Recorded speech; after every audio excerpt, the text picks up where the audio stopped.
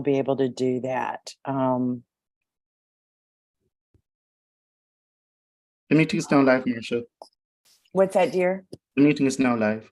Okay, very good. Well, welcome everyone in this holiday season. Thank you for taking time amidst all that there is to do to be with us tonight. And I'm sorry to report that our esteemed leader, Xavier Kaysen, is sick with COVID.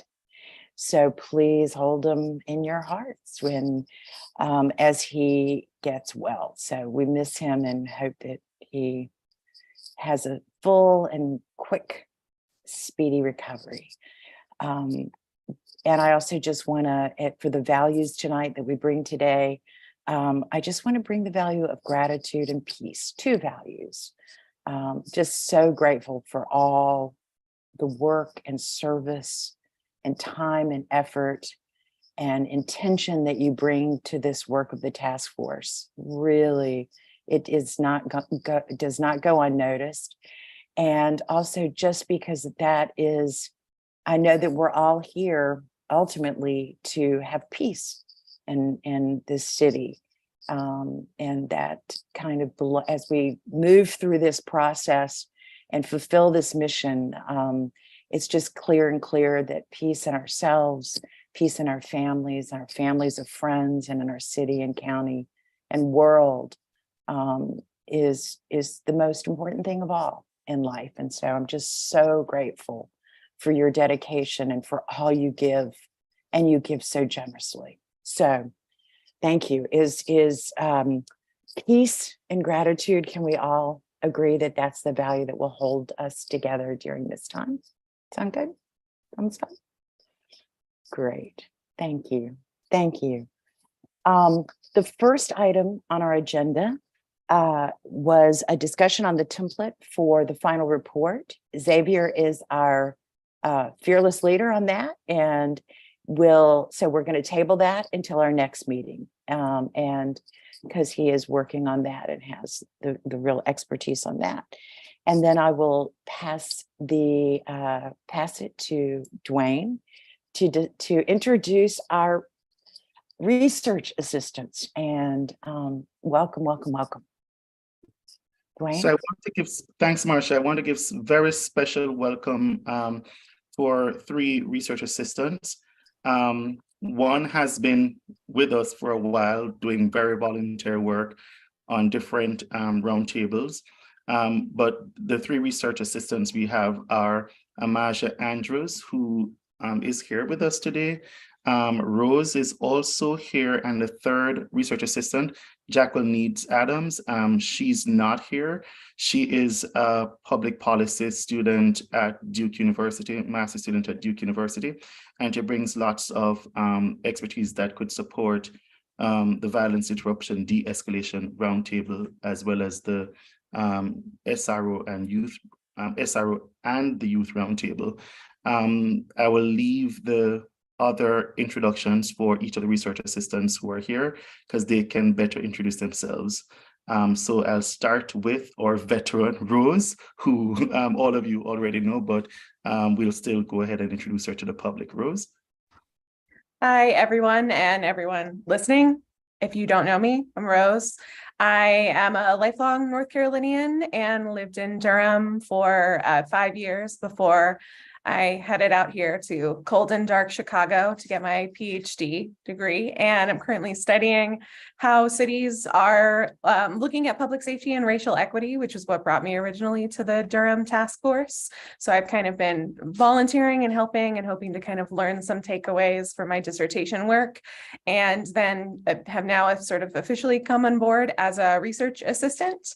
So I think I am officially assigned to the criminal legal roundtable as like the primary research assistant for that group, but am also still probably going to be attending most of the roundtables as much as I can, and am still happy to help out with tasks here and there, and am excited to be working with Amaja and Joquel and to get to work more with Dwayne and the other folks at the Department of Community Safety. So feel free to reach out to say hi and to ask me any questions, and just excited to be an official member of the team now.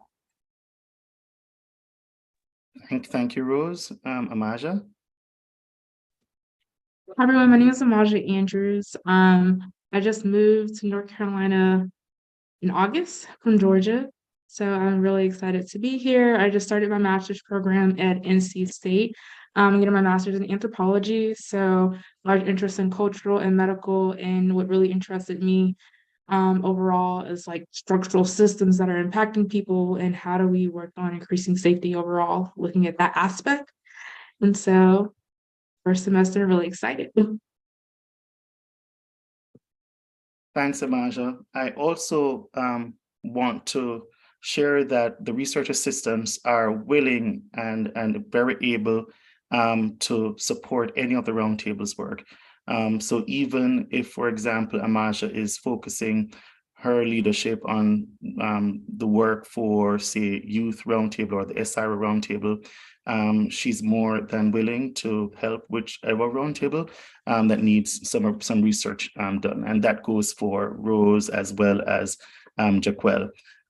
We got these research assistants because we know time may soon be against us because the task force officially comes to an end in April 28, 2023. And so we will need all hands on deck and as much support as possible, not just to analyze the data that many of you may have, for example, the SRO roundtable, but also continuing to make calls that, for example, the criminal legal system needs to be done in the various government county offices or even city offices. But please know that we have a lot of support here and they're extremely bright women. So please know these are very capable hands that you're in. Marcia, I'll turn it over to you. Thanks. Yes.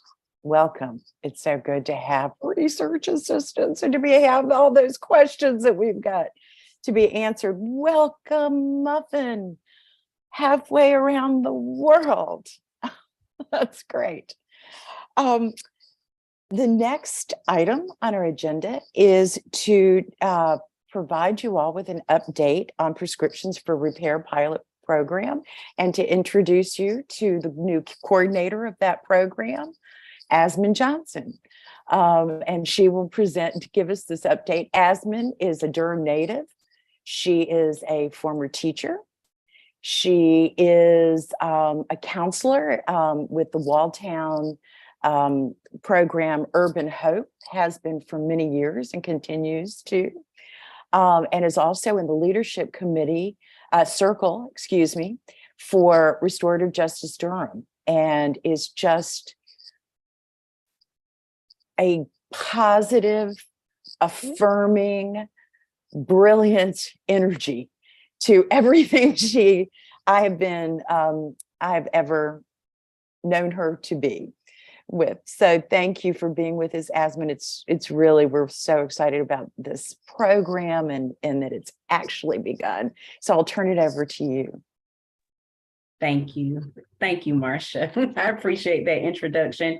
And thank you all to the task force members and everyone else represented here for the great work you're doing to enhance the safety and wellness of Durham residents, which I am one. So I appreciate you and the hard work that you have. And thanks for this proposal, which is now a program that I am excited to share tonight, Prescriptions for Repair. It is a restorative justice approach to address gun violence here in Durham. The questions that you see on your screen are the restorative questions that we ask, tried and true framework. So I'm excited to be a part of this program using restorative justice. So what happened? What were you thinking and feeling then and now? Who was affected and how? And what needs to be done to make things as right as possible? The answer to that question will become the prescription for repair. The goal and purpose of the program is to listen and learn what survivors of gun violence need to heal. Next slide. Thank you. This project is based in Circle process, and in Circle, we are grounded by values, honesty, integrity, responsibility, respect, collaboration, creativity, and values go on and on. Every time we're in circle, which the listening sessions will be structured in circle, you get to bring your own values. What are you carrying with you that day? And that will be upheld in that circle time of listening. Also, this program centers the wisdom of those most affected. And that's key. It's not from without, it's from within that this answer is going to come. And I'm grateful for the next thing, which is that this is collaborative. NCCU, Duke, City of Durham, RJD, other community members, individuals, everyone will get a chance to be a part if they want to be a part. And so much work has gone forth, even right here in this task force, and I appreciate it. It's also multidisciplinary, and it is based in community, which is something that'll benefit all of us. Next slide, please. This slide may look familiar to some than others, but it's just a perfect one that kind of sets up how the program will be structured. So we will have listening sessions with our survivors. There will be 2 trained facilitators that will partner with one survivor to do these sessions. There is no rush. The survivors get up to 8 weeks, 8 hours to share their story. Everyone will be compensated $25 an hour for that time and wisdom. The individual prescription for repair, the answer to that question of what can be done to make things as right as possible, will give not just Durham community, but also city leaders an opportunity to respond to that need on an individual level. But all those pieces put together like a puzzle, we'll see as a community, what do we need to do to respond? Where are the gaps in services and in the needs that these survivors are saying that they need most? And then I've already gone into that archiving and dissemination process. So next slide, please. This is an adjusted pilot timeline, and I'll just leave it there on the screen for you to take a peek. I came on November 15th, just to put that in context, but we are good to go. January, we'll have our training. We're recruiting already. I have 4 participants already, and we'll be conducting the listening sessions. We'll have up to about 6-7 months, which is very doable. And then you see what's happening there in August, September to close down the pilot. Next slide, please. Outreach communications, here they are. We have a communication. There are 3 ways to participate. You could be a facilitator. Training in January, we have orientation sessions coming up. You'll see there on your screen. That is our facilitator communication. Then we have a flyer that can also be brought down to like a little piece, a half sheet, but right now it's on a flyer for the participant. And then the 3rd way to participate is through relational connection and word of mouth and spreading the word. Thank you. Next slide, please. And the last slide is just for questions. I want to open this time up to see if there are any questions. And I just want to offer my gratitude once again to this task force and all the connected entities for this pilot program. And I am excited to be the coordinator. All right, Jesse, I see your hand. I was just going to ask if we can go back to the second to last slide that had your contact information. I have already emailed Marcia and Dwayne the slides, and hopefully they can disseminate it to everybody here on the call that's a part of the task force. Yeah, I just wanted to give people who watch the recording a chance to actually see it in case they missed it. Thank you so much. I appreciate the phone number is there, and I know I wanted it. We'll go back. I want to write it down now that I've noticed it. We had a shooting. Am I not? Are you seeing? It's there now. It went away. It moved back. It went back to questions. But yeah, there was a shooting. There have been several shootings, but there was one particular shooting that happened not too long ago, and a bullet went through someone's kitchen. And we've just trying to be present with folks and help folks be safe, feel safe, be more connected. So this is helpful. And yeah, thank you. No, thank you. I appreciate it.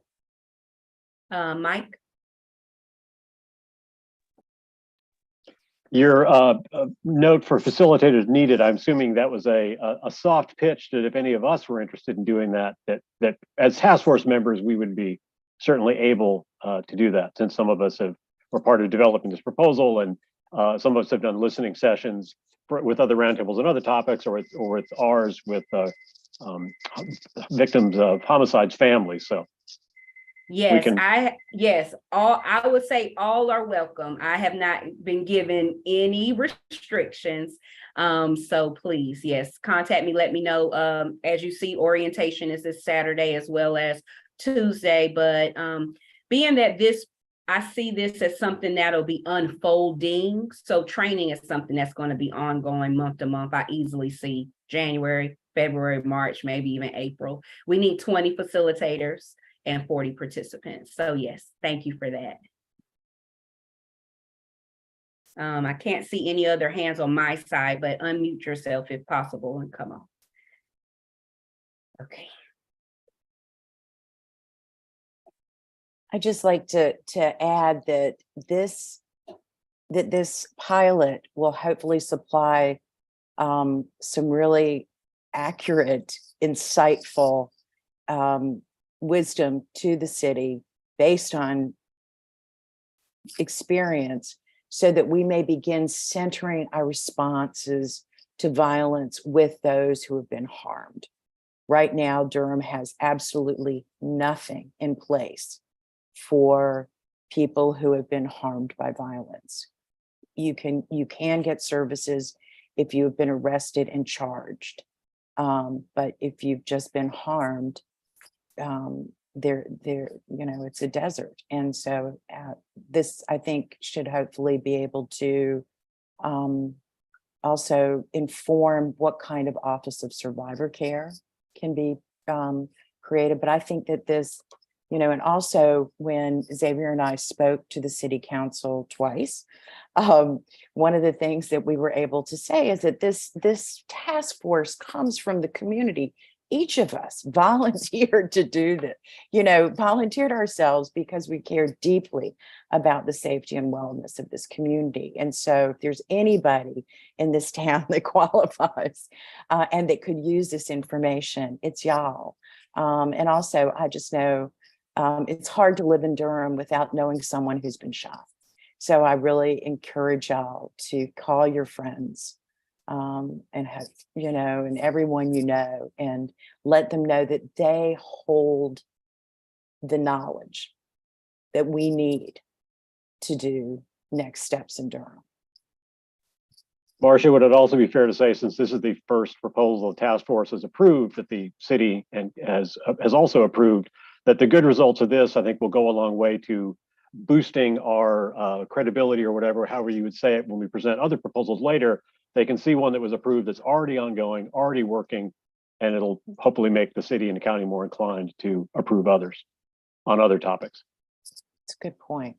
It's a good point. And Wanda, absolutely, handle with care. I would love to talk to you about that. And one thing that is that there's just the wisdom of the community is also in the training and what we can offer. So just everyone feel free to contact Asmin and Dwayne and me, and whatever resources and advice programs like Handle with Care.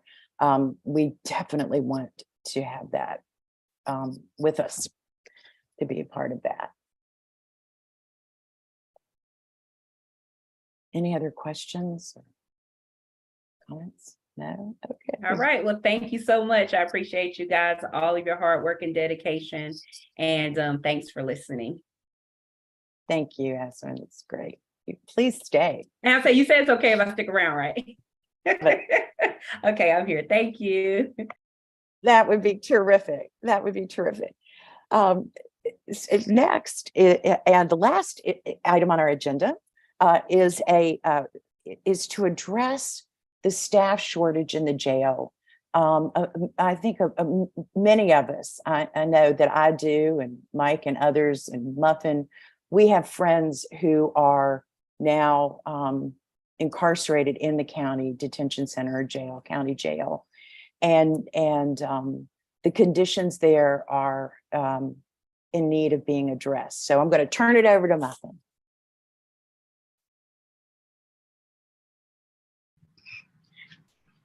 If that's okay. It's fine. How y'all doing? I Aloha. don't know. Yeah, aloha. Everybody was saying aloha, and I'm like, huh? What? Like, the time difference here is crazy. So people been calling me since 4 o'clock in the morning this time, but of course, you know, we're 5 hours behind. So it's like 1 o'clock here. So yeah, I'm tired. But Dwayne, has everyone seen the letter that we are No, but I can share the letter now or whenever you want me to share it. okay, it's fine to share the letter now. I'm trying to get my camera right so y'all can see me, but it ain't working out in my favor. So y'all just have to get that thing because it ain't just working out right for me. But so me and Marsha, we are part of the criminal legal roundtable, and we have, of course, with me bailing folks out consistently, and Marsha getting calls, and Mike working with folks in the jail. We have noticed that people are being they're pretty much in solitary confinement simply because there is a staff shortage. So we spoke with the sheriff's department. We spoke with Sheriff Burkhead and some of his several staff members.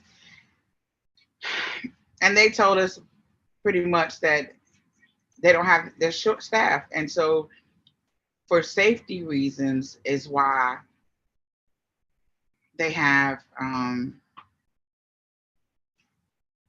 they're putting folks on they're not on solitary confinement, but because of not having enough staff, they can only let a certain amount out for 1 hour, 2 hours, and then lock them back and then let other folks out. And the sheriff pretty much told us that it really wasn't anything that he can do to lower the jail population, but they do have a good competitive package in order to get more detention officers. But people just don't want to work for the sheriff's department. So I mean, hey, I mean, that's what we don't want the jail to be there, but for the folks who are there, there's not enough staff to manage them to not be in confinement. So we reached out to the DA, and Madam DA DeBerry should be here at some particular point in time during the call today. She's at an event in Austin, so she'll be hopping on once she gets back to her hotel so she can get on the Zoom. But in speaking with her, we were asking what could be done as far as being able to get the population lowered in the jail so that they don't have to be on lockback for 21, 23 hours a day. And it seems that she agreed with us and was thinking that there are a lot of folks who are currently incarcerated who have, I think she said over 67% of the people there suffer from mental illness.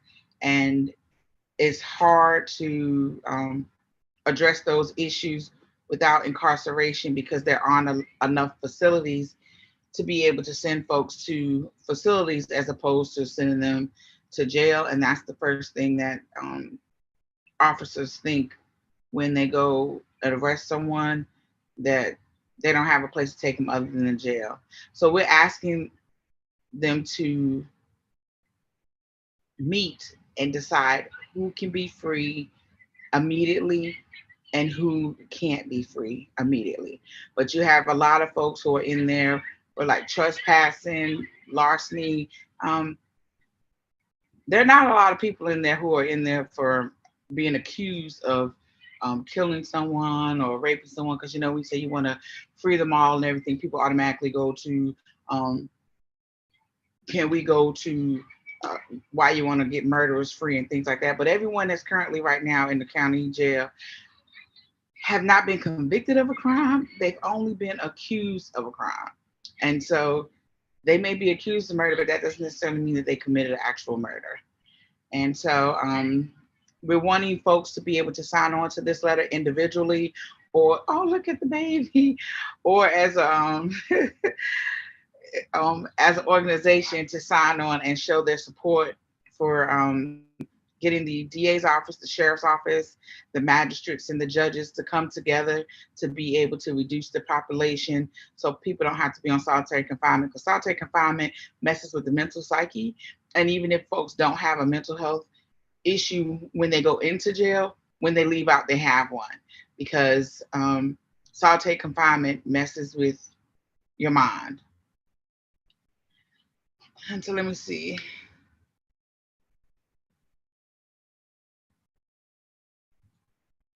Yes, Jennifer, solitary confinement is an issue all across the country, in all of the jails in North Carolina, the prisons. Women get it a lot harder because they don't have a lot of women facilities, which, as you can see, I'm wearing my shirt today. Well, no, y'all can't see it. Well, maybe you can. It I says, can't. Tell us what it says. it says free her, right? It's free her. And that's a campaign through the National Council for Incarcerated and Formerly Incarcerated Women and Girls. They want to be able to free the women because they know that women have it a lot harder with incarceration than men do. Women do not have the support that men have. When a woman is incarcerated, for the most part, her partner moves on to the next woman. Whereas when a man is incarcerated, that woman sticks by him, makes sure he gets visits, sees the kids, send them pictures, send them money. Women don't get that same kind of support, and they definitely don't get the support when they come home. You have less facilities to be able to have women re-enter into society than you do for men. So yeah, I agree. I wanted to ask, and this is for Muffin or anyone, do we know, like, does anyone know what what comes with the process of releasing? Like, I'm just asking out of ignorance and out of curiosity, like, what does it actually take to release someone, let alone releasing 25 people a week? I'm just wondering, is there a cost associated, or? It's complicated, but I think the Muffins and Marsha's point of this letter was to kind of make the emergency clear and kind of make the moral argument and put the pressure on everyone Muffin was just mentioning to figure all that stuff out, Jesse, that there is a way to do it. They did it for COVID. They managed to reduce the jail population down to a level, and it could be done again. And I guess there are lots of complicated issues, but I don't think it's incumbent upon us or the community to have all those answers up front that they can figure. But yes, there are costs. There is release and there's release. There is post-arrest, supervision or pretrial supervision. There could be bonding people out, and it would probably a mix of that depending on who you're talking about. To Muffin's point, the level of charge they're facing, and all those things. So yeah, it is a complicated process, and it's a lengthy process. Even if DA DeBerry she signs on to it, to get any mass of detainees out quickly, she'd have to kind of go in bulk to a judge and say, will you hold basically a bulk bond hearing on X number of people we've determined are decent candidates for this? Because otherwise it's one bond hearing at a time that the defense attorney would have to go. Or, here's a bunch of people that the Office of Pretrial Services think would be good contenders for pretrial supervision, but they'd have to do that in an expedited fashion, not one after the other, where pretrial services has to do an application. First of all, get the judge and the DA to approve of an application for an individual person to be considered for pretrial supervision, then do the application, then get it back to the DA and the judge to approve. That's the normal process, which is time consuming, one at a time.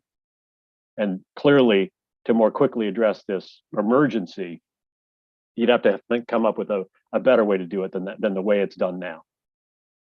I would just like to add that what I see happening is that that you identify 100 people. There's about 300, a little over 300 people who are waiting trial, and this needs to be emphasized that the only reason they're there is that they can't make bond, they can't make bail. There's not a rich person in that jail. So it's not an issue of safety. Only people who can't make bond are in that jail. So what we're saying is so that people are not kept, and this has been going on since the spring, since April of 2020. So it's a long, and we've got a lot of people in that jail who've been there over 100 days. So, 150, 200 days. This is really, so anyway, what I'm saying, what I see happening is that you identify 100 people, and this is what it's been explained to Muffin and myself, is then you go to the court, you go to the judge, and the people of Durham, we ask for a zero bond for those 100 people. And then if we can provide services inside that jail, we can provide services outside the jail. You shouldn't have to get incarcerated to receive services. Right. So it doesn't sound too terribly complicated to me or expensive, because it's simply based on the ability to pay. So if those people had the ability to pay, they wouldn't be there. So basically, Durham County, we're That's saying helpful. we're going to be Feedback. we're going to be your bondsman. And because we cannot have people sitting in their cells, and the 67% of people who with mental illness is considered a low figure. And I know the reason I'm feel so passionate about it is I have a dear friend in there who is very ill. And when there's non-cooperation, the policy, the protocol is to then incarcerate them for even longer. So then he was in solitary. So he only had 1 hour every other day. And certain things were withdrawn from him because he did not cooperate. So here's someone who's very, very sick, who is being punished, and he's not. And so if you're on suicide watch, especially if you have real, that kind of an experience, you're isolated and even further, which is a deep concern. Muffin. Well, Jennifer has her hand up, and then I saw Manju with her hand up. Thank you, Muffin. Thank you so much for bringing this and creating the proposal. It's fabulous, and I'm very excited to support it. I was wondering if, for my own understanding and capacity to support through advocating, if you could share anything about how the number of 100 people was landed on, and whether we have any assurance that things like the sheriff will actually make changes to how people are treated in the detention center if those 100 people are in fact released as requested. Well, I think we came up with that number because normally the jail population is a little under. It was like 357, 360 something when we did the numbers. Like today it was 398. A couple of days ago it was 405. So the number has fluctuated and they have gone up a little bit. But I think with the staff being understaffed by 53%, if the folks that are currently population there now, that's how we came up with the 100. And from the conversation we had with Sheriff Burkhead and some of the staff and the legal team, it wouldn't be an issue to reduce the population by 100. But it wasn't his call. Like, he couldn't make that decision. So since he can't make that decision, he's not at liberty to, say yes or no. He said it was in the hands of the DA, the judges, and the magistrates, because he can only incarcerate people that they deem he's supposed to incarcerate. Okay. So. That's super helpful. Thank you. I also just want to lift up briefly, this should be absolutely secondary to this conversation. Like, people who are incarcerated now should be prioritized, but there's growing, I want to be optimistic and call it traction, that I'm seeing throughout a couple of different places in city leadership for developing something. We don't know what it would look like or what it would include, but it's kind of being glossed as like a day center or a drop-in center or something. And I have seen that type of facility, which could look a million different ways, also kind of resolve this issue that I've seen law enforcement have in other places where they feel like if they pick someone up, they have to take them somewhere, and jail is the only place available to them. So this might be a good way to sort of dovetail this conversation together once the emergency here is sufficiently addressed. That's a longer down the road sort of thing. But thank you very, very much. I just wanted to say thank you so much for bringing this proposal, and wanted to lift aloud that the issue is not that the jail is understaffed, but that Durham is over incarcerated, and that we are using incarceration as a proxy for the real solutions that we know work to take care of people and meet human needs. And so I love the letter as it is. And if there were a line that was added that pointed to that need, and also that pointed to the need that Jesse's lifting about what happens when people are coming out, like, yeah, thinking about my loved one who came out having been tased, having gone in a mental health crisis, having come out, having been experienced a form of electrocution, and that's just a day in the jail. It's like, it's very normalized, and we could demand so much better. So thank you for this. Passing the mic. Dr. Boone. Hi, thank you so much, so much for this letter and this proposal. I'm thinking about another scenario that's being addressed by the city and the county that has to do with opioid addiction and the settlement funds. So this is kind of an entirely different topic, except that there is a list of organizations that provide reentry support. And the reentry support is for people that have been on medically assisted treatment that are being released from the jail, right? So if that's a bit, first of all, medically assisted treatment for people that are in the jail. Just think about that for a second. So why are they there? They need treatment. And then when they're released, they're being released to these organizations, both city, county, and community folks that provide reentry support. So my mind goes to looking at those organizations, and I'll provide the list, to include in this process, because you have them there.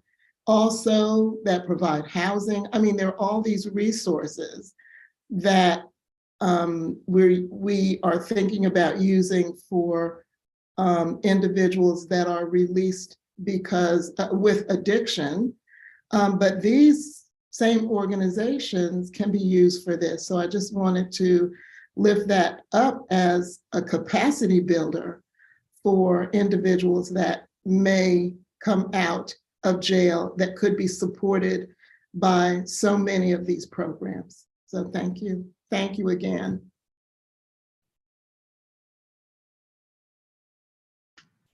It looks like Madam D.A. DeBerry has joined us. Hello. Hey, how are y'all? Good to see you. Thanks for joining us. Absolutely. To answer your question, Dwayne, I'm not quite sure if it is an official proposal for the task force. I just know that we wanted to have as many individuals and organizations to sign on to the letter as possible to show that it's not just us. It's not just me, Marsha, and Mike, who see that there is an issue or a concern with people being in solitary confinement and they don't have to be. So we wanted everyone to be able to take part in be a part of it. Thanks, Ms. Muffing. But just an advice that should we want it to become a proposal, that it will have to come from a round table that would have voted for this to move forward, then there would need to be a first and second reading subsequent to that. So I'm fully supportive of whichever strategy you want to use, but I just wanted you to remember that if you want this to be an official proposal, there's a channel for that. And thank you. And so we have the DA DeBerry here, and welcome, DA DeBerry. Is there any, I know Ms. Muffin, you had invited DA DeBerry here. You could speak some more about the reason for her presence and from DA DeBerry to better advise the task force in this meeting. Okay. Thank you. Yes, I had invited Madam DA DeBerry because we had met with Madam DeBerry around the jail population and trying to get the jail population lowered. And so once the letter was drafted, we thought we could possibly have Madam DeBerry as a ally with us with this letter. And we definitely wanted to make sure that she knew that it wasn't like an attack on her office or her or anything like that, but that we know that the sheriff is saying that he doesn't have the power to do anything, that it's the DA, the judges, and the magistrates. So we wanted to have a conversation with her and allow her the space to be able to explain to all of us the things that she explained to me and Marsha when we had our meeting. Thanks, Ms. Muffin. And before I turn over to you, District Attorney DeBerry, I want to also share with the wider task force that DA DeBerry has been very supportive of this task force and has met with us with different roundtables to answer many questions. I'm befuddled about this courtesy that you, DA DeBerry, have offered when we have so many public office holders who are just too busy for the public, that you have made yourself available not just to champion the cause of the most vulnerable in Durham, but also to be available to the task force. So thank you. Now I'll turn it over to you. Thank you. I'm, always honored when y'all ask me to even come to anything. So I am not sure where to start. Muffin, where would you like for me to start? I think I saw the list of proposals. Muffin and Marsha came to see me about the current population. And so I want to just for a second talk about kind of where we've been, where we are now. And I came in on the end of hearing Dr. Boone talk about services. And so I want to address that really quick as well. So does that sound good to you, Muffin? Yes. All right. All right. So one of the things that we talked about in 2018, this community, I think, spoke very loudly around cash bail and wanting to reduce the number of people who were incarcerated pre-trial in Durham County.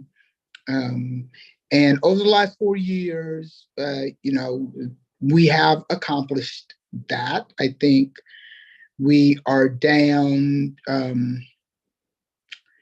to about 275 or so, depending on the day, what we would call pre-trial detainees. Those are people who in Durham County have been charged with a crime and have not yet made a bond.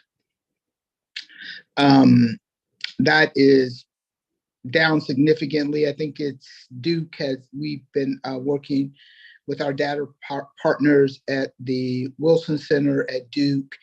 And I think that is about a 30 to 35% decrease from 2018. Maybe a little bit more, kind of depending on when we gather the data.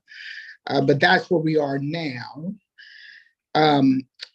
There are people in the Durham County Detention Center who are serving a sentence. They have been convicted of something and they're being sentenced. There are people who are being held, who are federal detainees who are being held kind of outside of the jurisdiction of the state of North Carolina.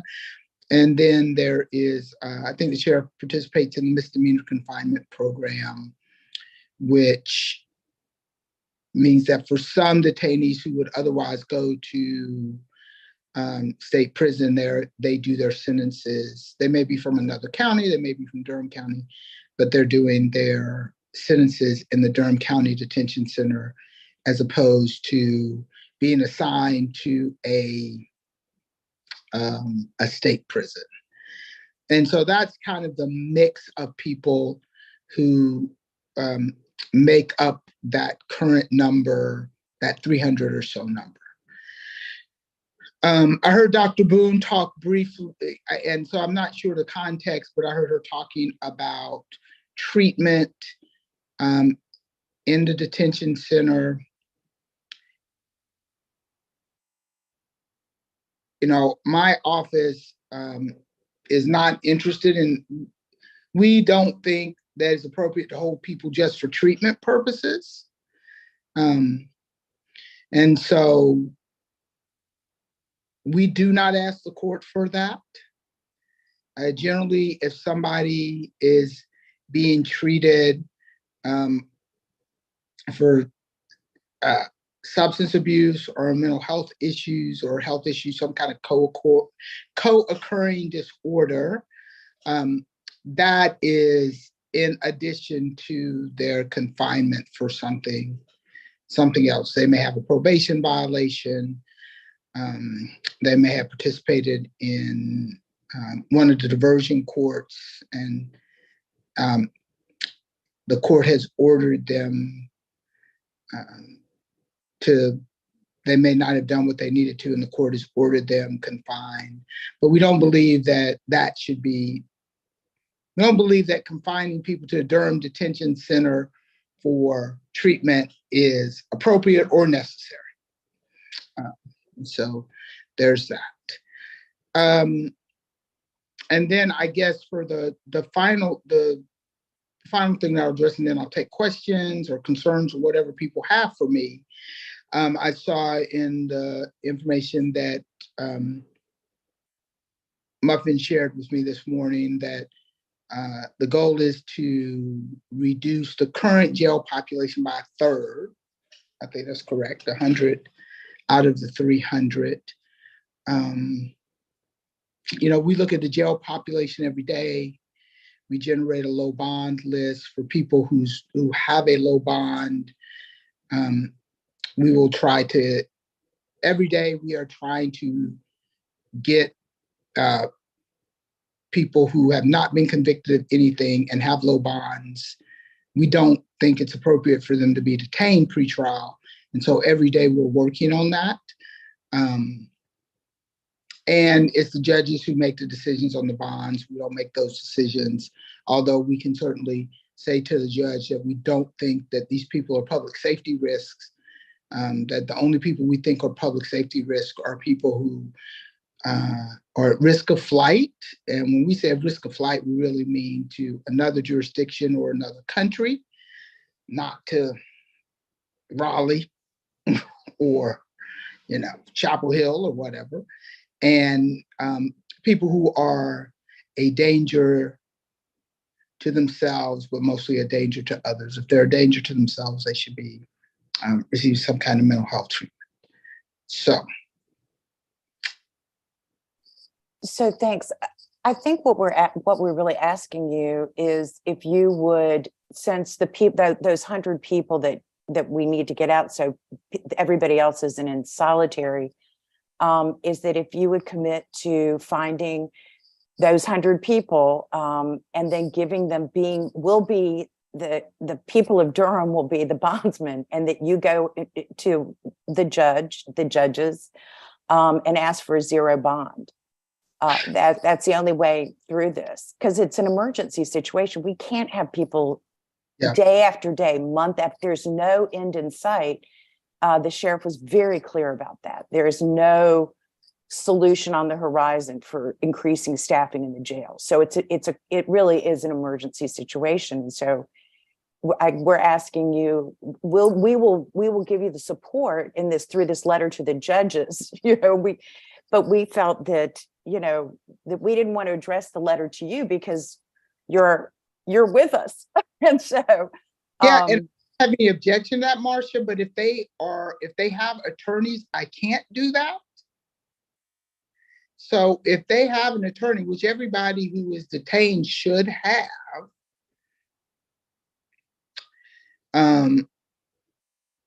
is there a reason attorneys would motion should come from their attorney? Well, because I can't talk to them, so I can't ask them, do you want this is helpful. Jail? Right? I can't talk to them. I don't know what their wishes are. They have to have an attorney to talk to. Have you all talked to the public defender? No, we have not. I'm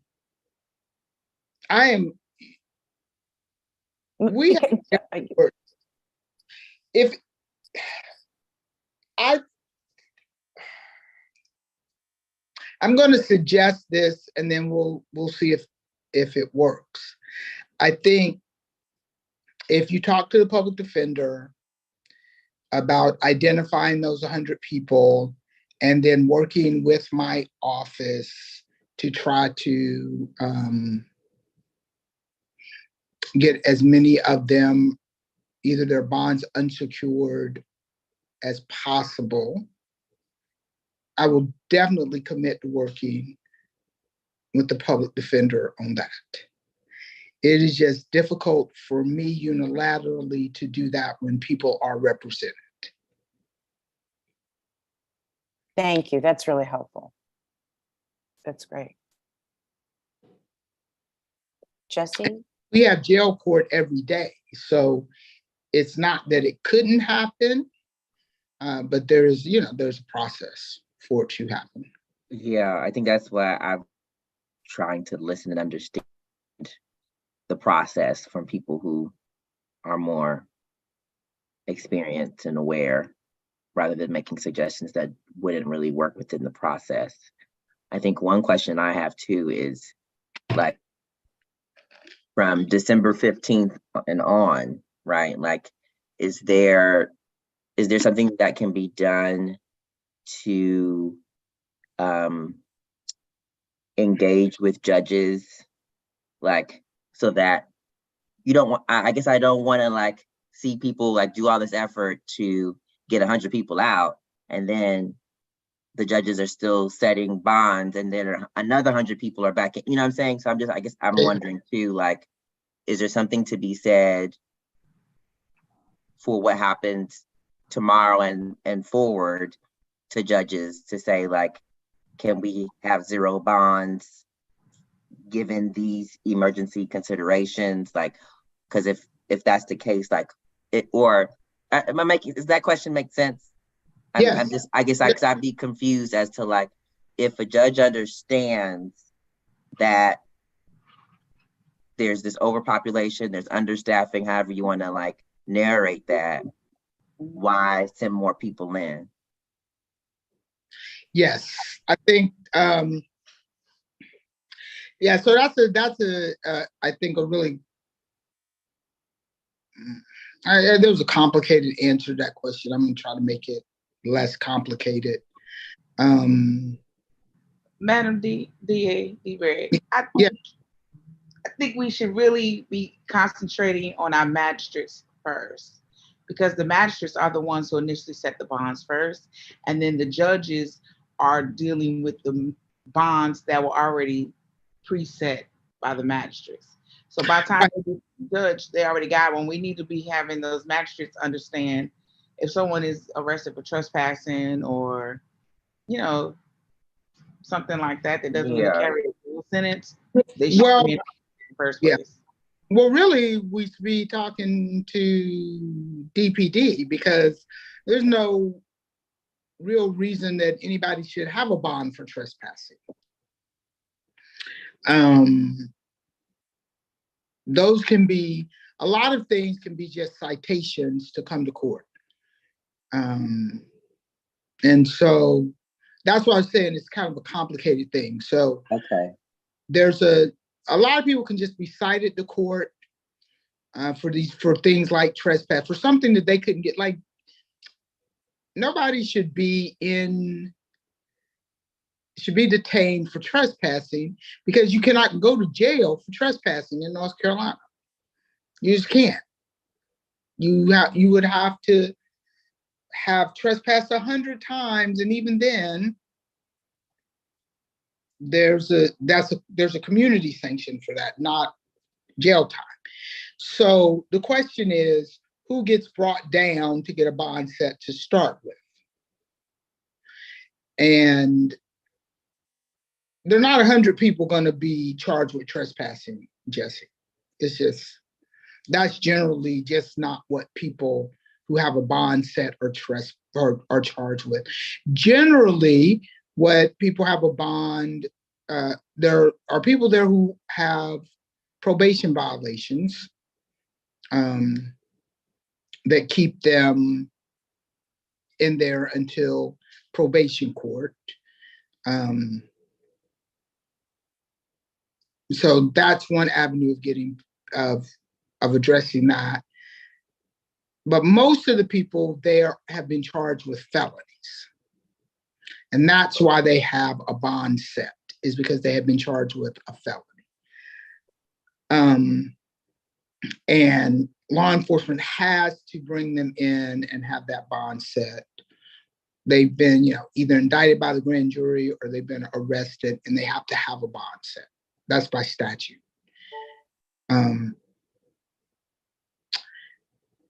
Now, one of the problems we're going to run into right now is that this is the last week of Superior Court for the year. So we won't have another session of Superior Court in which those bonds can be reviewed until January 3rd.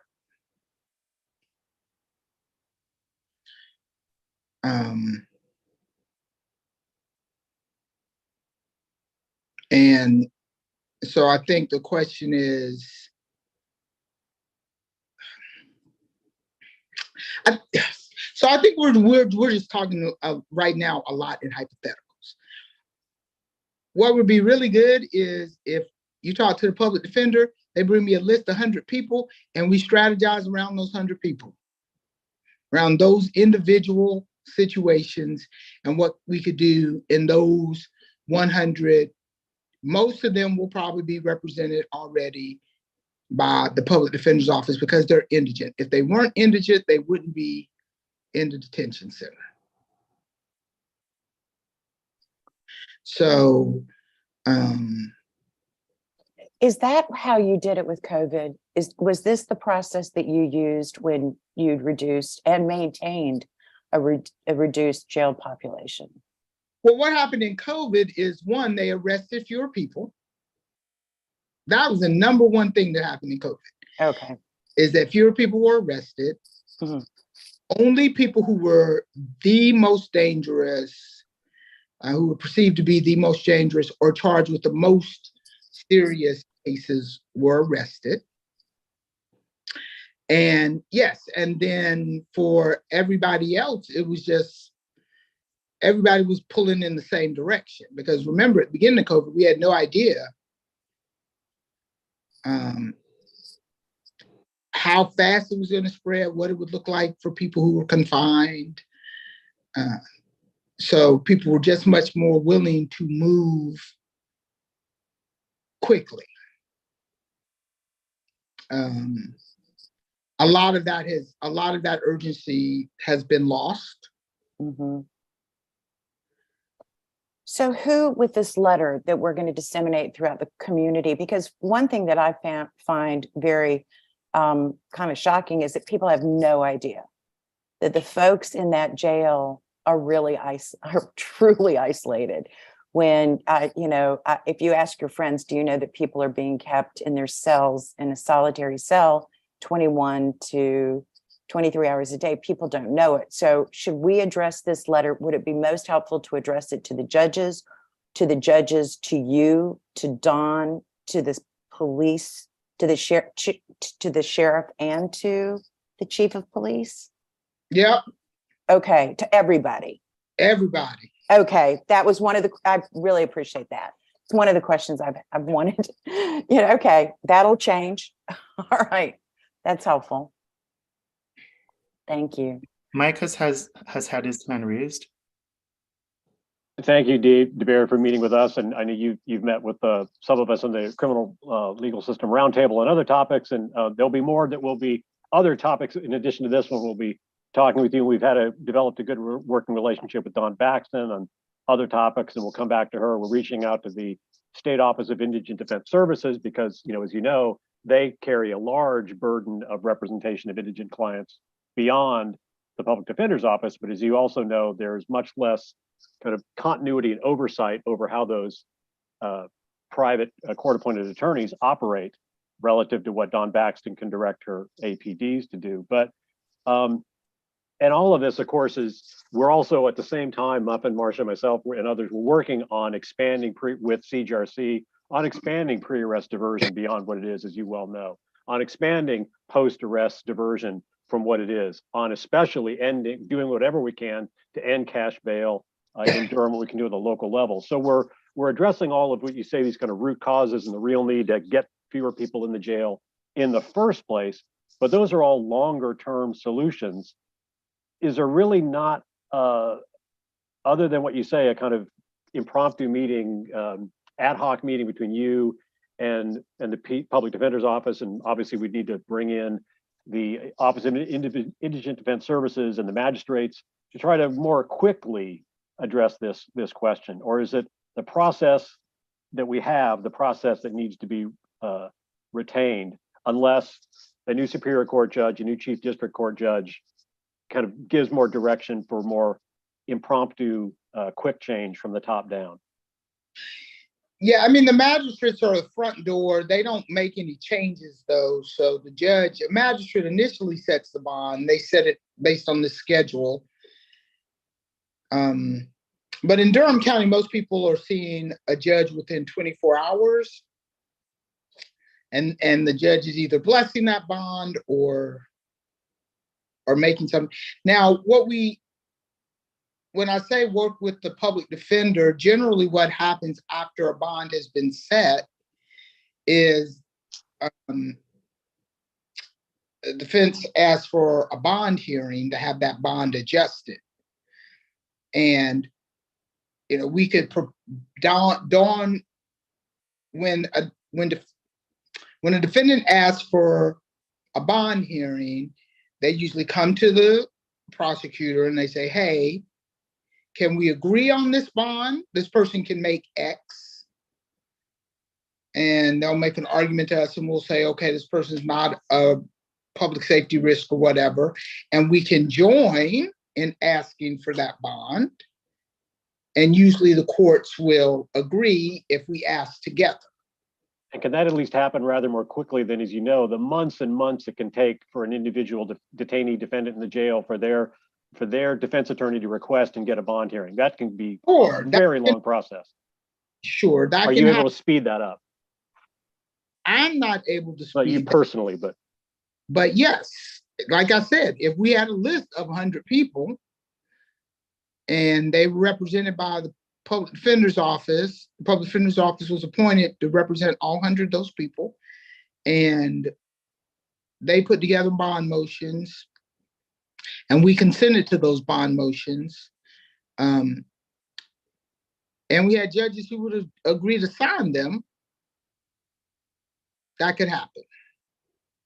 And it wouldn't necessarily have to take as long as it currently does with that version of the process you just laid out. Right. Now, it would depend on, if they're victims in the case and blah, blah, there's a lot of other stuff, but yes, it could happen relatively quickly. but we don't have, right now, we don't have a session. We don't have any more sessions of Superior Court. So we'd have to think about it. We'd have to strategize a little bit. And that's what I'm saying. If you talk to Dawn about it, I'm happy to broach the subject with her as well. I think it's better if it comes from you.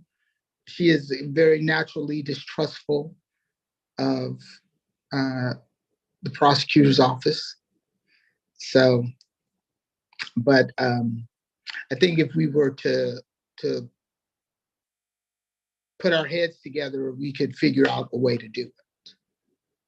And I'm willing to put my head together with her to try to figure out a way to do it, I guess, which is, I guess, what y'all are asking me for. And that's a way to accomplish it without having to also involve the Office of Indigent Defense Services and all those sort of independent contractor private attorneys in the process. The Public Defender's Office, as you suggested, could become the attorney of record for that group of clients, as long as those detainees said, yes, please, let me be part of this. Yes, and assuming they don't have a conflict. Right, right, of course. Yeah, I mean, part of the reason there are private attorneys even involved in this is because I think the public defender has something between 40 to 60% of the criminal caseload in Durham County they conflict out of. So, and we discovered that, and that all as currently falls, I think, to private attorneys that is who handle all of it. Serious felony cases, that's correct. Falls on 2 private attorneys. That is a huge problem. I mean, that's a very low, yes, huge problem. Yeah, there's a lot of problems. Wanda, do you have a question? Yeah, I don't have a question. Thank you so much. I just wanted to clarify my statement earlier. And that is, my concern is about what's happening in the community in terms of substance use and addiction and that kind of thing. So when individuals are detained, not because of substance use, but for other reasons, then there's help within the system for medically assisted treatment. Folks are assessed for substance use disorder and mental health disorders. So that assessment shows that they need this additional help so that they receive needed treatment in the jail. So that's a good thing. Yes, absolutely. So, yeah, and it's a wonderful thing. The other good thing is that when they are released, because 2 weeks after release is the most dangerous time for overdose. So individuals are released to reentry services, reentry into the community services, given naloxone, given all kinds of stuff. And so that's what I was referring to in terms of these services that are available and useful to people once they leave detention. So that's what I meant by that statement, that people coming in are coming in with addiction. And my thought is, okay, so how does prevention work into that? But that's a subject for another day. So I just wanted to clarify what I was saying. Thanks. Yeah, and you're absolutely correct. And there are now some coming online, some expanded, like you said, some expanded community resources for when people transition out, which is good, because we don't want people to have to go to jail to get medically assisted treatment. That's the last thing we want. Great. Rose? Yeah, I just wanted to call out the form that Muffin put in the chat. So Marcia, Muffin, and I took the letter that Dwayne put up on the screen and put it into a Google Doc. So you can see that letter is linked within the form. And then everyone can send out that form for people to sign as individuals. And I also just added an option for people to sign on like officially on behalf of their organization. And it sounds like, I think someone in the chat asked if like the task force would like officially sort of sign on as a signee of the letter. Although I will note, and Marcia, you may want to speak to this, it sounds like at least like who the letter is addressed to and some other things might change in the next 24 hours. So just be cognizant of that when you send it out. And then as people sign, me or Marcia or Muffin will take the names from the sort of back end of the form and add them to the actual letter with the Google Doc. So people should be able to see the running list of signees. Rose, would it be possible for right now, before we disseminate it at all to this group, could we just change to whom it's addressed? That it's the criminal legal system leaders. Yeah, just Thank text you. me the full list so I make sure that I spell everyone's names Well, correctly. and I'll- okay, will do. Thanks. Appreciate it. Any other questions or comments? All right, thank you. Muffin?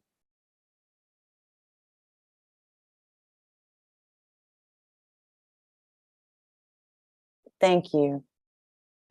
DA DeBerry, I know. for being here. Really appreciate it. Oh, yeah, thank you all. This is great. I really, I see I see it. Thank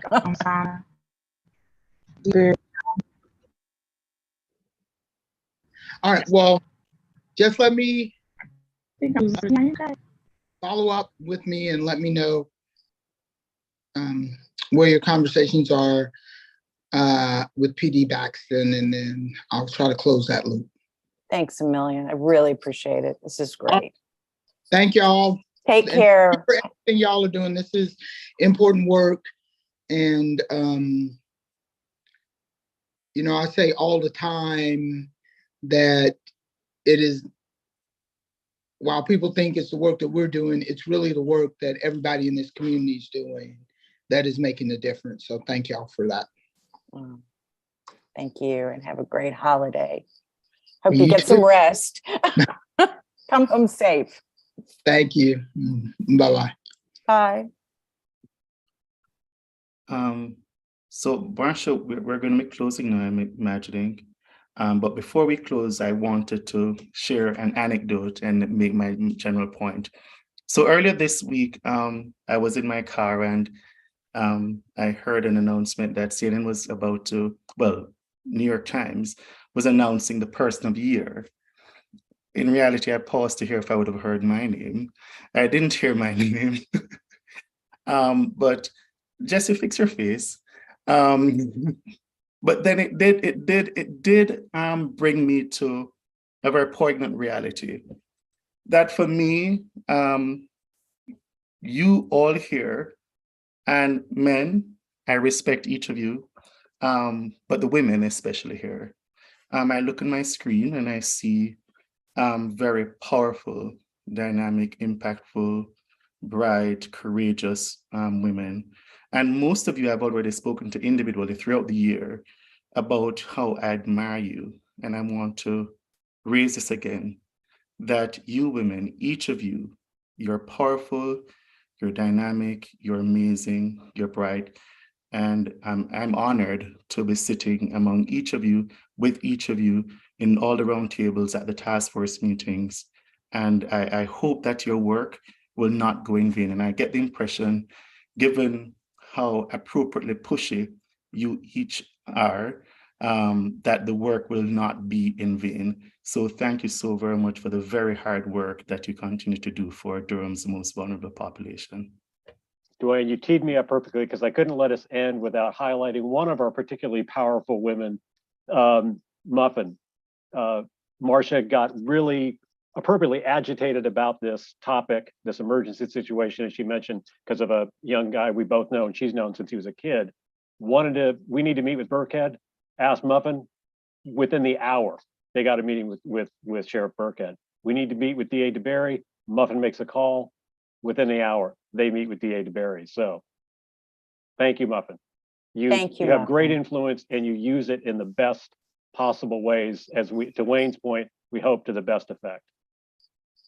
Here, here. Absolutely. And I have to, you're already on making an appointment with Dawn Paxton. And so I second that.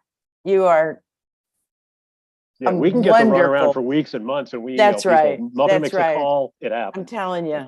I'm telling you, amazing leader. And thank you, gentlemen. Thank you, Dwayne. That was very, very kind. And yeah, this is, y'all are, proof of change and what is possible, and definitely reflect how we're going to get there.